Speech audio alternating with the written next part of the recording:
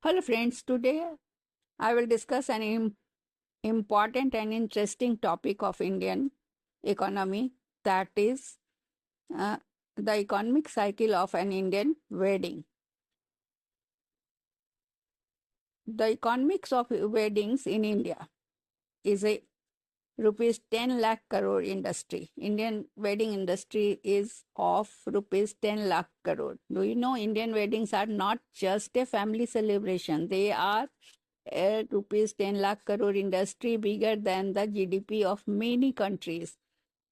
So the economics behind the Great Indian Wedding is its size and growth. India hosts over 1 crore weddings every year, and the industry is worth $50 to 130 billion, growing at 20 to 25% annually. Why? Because in India, weddings are not just about love, they are about tradition, status, and big spending. Where does the money go? The average wedding spends 30 to 40% on venue and catering, 20 to 25% on gold jewelry, 10 to 15% on clothes, and the rest on decor, photography, and entertainment. Destination weddings, theme weddings, all adding to the bill. Its impact on economy.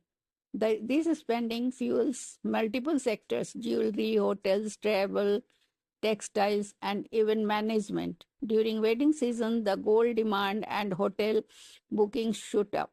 This even gives a seasonal boost to India's GDP.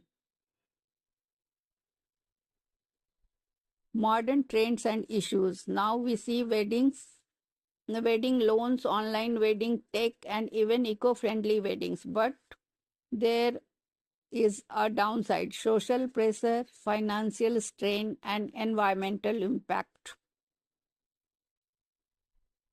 So then next time when you attend a big fat Indian wedding, remember it's not just a celebration, it is an economy in action. Thank you.